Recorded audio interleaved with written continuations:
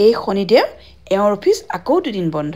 সপ্তাহটো ঘৰত সোমাই থাকি বন্ধ পালে অকণমান ওলাই যাবলৈ মন যায় গৃহিণী মানুহ যে এওঁক কথাটো ক'বলৈহে পালো একেছাতেই ক'লে না বোলে সেইদিনাখন অৰুণাচলৰ পৰা ঘূৰাই ফুৰাই আনিছোহে এতিয়াই আকৌ নহ'ব যদি কিবা খোৱা আনি দিওঁ ঘৰতে বনোৱা ময়ো বোলো হ'ব নাই মোমাইতকৈ কণা মোমাই ভাল হ'ব বুলি ক'বলৈহে পালো খাওঁতকৈ গৈ বজাৰৰ পৰা চিকেন আৰু মটন দুইটাই লৈ আহিল বাপেক উপায় নাই বনালো আৰু দুইটা আইটেম বেলেগে পোলাওৰ লগত এনেকুৱা আইটেম বনালে ল'ৰা ছোৱালীকেইটাই ডাইনিং টেবুলত আগতেই হাজিৰ সিহঁতৰ ফেভাৰিট আইটেম বনাইছো যে অৱশ্যে মাংসটো